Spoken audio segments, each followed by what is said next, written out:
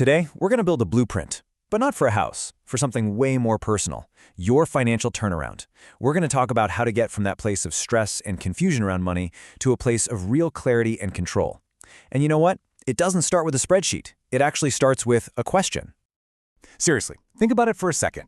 Why is it that a simple conversation about a budget can feel so loaded? Why does a dip in the stock market cause that knot in your stomach? Well, it's because our relationship with money is wired directly into our most basic, fundamental human needs. It's almost never just about the numbers. Okay, so let's dig into this. You've probably seen Maslow's hierarchy of needs before, right?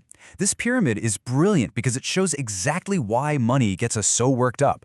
Down at the very bottom, you've got your basic physiological needs: food, water, a roof over your head. Money buys that.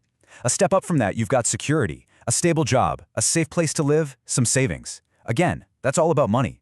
And as you keep climbing that pyramid, up to belonging, self-esteem, and even self-actualization, becoming the best version of yourself, money is still there, every step of the way, shaping our choices, our opportunities, and even how we feel about ourselves. So, because money is so deeply tied to everything we are, we each develop something you could call a financial fingerprint. It's this unique pattern of behaviors, feelings, and habits that basically runs our financial life. And at the very core of that fingerprint, emotion. Let's be real. Our financial choices are almost never purely logical. They're all filtered through these core emotions.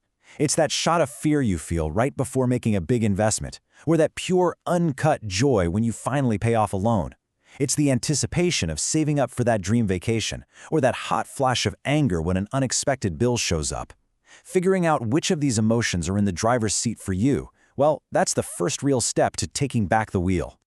And all of this, your values, your emotions, your habits, it all combines to create your money personality. So, are you a super cautious saver, driven by that need for security? Or maybe you're a generous spender, motivated by the joy you get from giving to others? Look, there's no right or wrong answer here, but not understanding your own personality is like trying to navigate a new city without a map. You're probably going to get lost. And that's where things can get dicey. Because when we don't understand our own financial fingerprint, our unexamined habits can completely take over. And that often leads to what's called a debt spiral, a situation that can feel absolutely impossible to escape. To make this feel a bit more concrete, let's look at a case study. This is Carl. On the surface, he's a hard worker. I mean, a really hard worker. But his finances? They're in a total crisis. And it's because his spending habits are completely disconnected from his reality. All right, now this slide, this is where the rubber meets the road. Just look at the cold, hard math. Carl brings home just under $2,200 a month. But his expenses, they add up to $3,150. That is a deficit of nearly $1,000 every single month. This just isn't sustainable. He's trying to fund a lifestyle that his income simply can't support. So you have to ask, where does that $1,000 shortfall go every month? Well, it gets added right on top of this number. Carl has racked up over $12,000 in credit card debt. And with that crazy high interest rate, that debt isn't just sitting there. Oh no. It is actively and aggressively growing, all on its own. But the damage isn't just financial. This right here is the true cost of that debt spiral.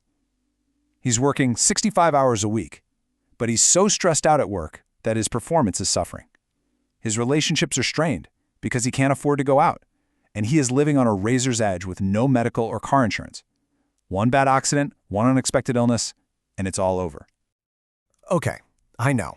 Carl's story's heavy. It's a major wake-up call. But now we pivot. We've seen the problem, so let's shift our focus to the solution. It is time to stop reacting to your circumstances and start proactively designing the life you actually want. It's time to create your blueprint. This is the big question, isn't it? When you're in a situation like Carl's, or even if you're just feeling a little financially lost, it can all feel so overwhelming. I mean, where do you even begin? Well, the answer is actually simpler than you think. You start with your imagination. And the process is laid out perfectly right here. Step 1 is the most important, so don't skip it. Daydream. Seriously, forget about limitations for a minute and just let yourself envision the life you truly want. Then, from that big vision, you start to work backwards. You translate that dream into concrete goals, long-term, mid-term, and short-term. Your 25-year goal helps you figure out your 5-year goal, which informs your 1-year goal, which tells you exactly what you need to do this month. And just like that, that huge dream becomes a series of small, achievable steps. This right here, this is such a critical mindset shift. Most of us are taught that a budget is like a financial diet. It's a long list of things you can't do. But that's all wrong. A good budget is a blueprint for your dreams. It's a tool that points your money toward the things you decided were important back in that daydreaming step. It's not about restriction, it is all about being intentional.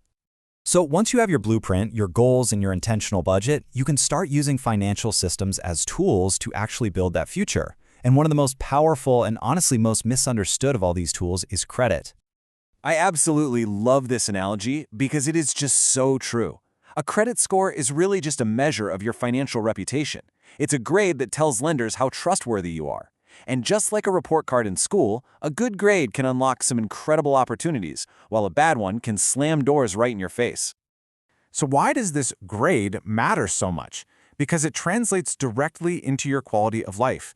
Good credit means lower interest rates, which can save you thousands, maybe even tens of thousands of dollars over your lifetime. It can even impact your ability to get a job, since a lot of employers see it as a sign of responsibility. It gives you access to the loans you need for a car or a home, and maybe most importantly, on an emotional level, it means having the power to go after your dreams without being told no. This brings us to a really crucial distinction. Not all debt is bad debt. We can basically split it into two camps, good and bad. The simplest way to tell the difference is to just ask yourself, what am I buying with this borrowed money? Good debt is usually an investment in something that can grow in value or increase your ability to earn money, like a home, a business, or an education. Bad debt, well, that's used for stuff that loses value the second you buy it, and it's usually funded by high-interest loans like credit cards. And the difference in real dollars is, well, it's staggering. Just look at this example. It's the same $1,000 purchase. With good credit, you'll pay about $480 in interest. But with bad credit, you'll pay nearly 5 times more in interest. The actual cost of that same item skyrockets from under $1,500 to over $3,300. Your credit score directly impacts your wallet in a massive, massive way. And we'll end on this, a quote famously attributed to Einstein. Compound interest is the very same force that turned Carl's debt into a crushing avalanche. But here's the thing, it's also the force that can turn small, consistent investments into a fortune. It's a neutral force, but it is unbelievably powerful. The entire goal of a financial turnaround is to get this incredible force working for you instead of against you. So the only question left is, how are you going to harness it?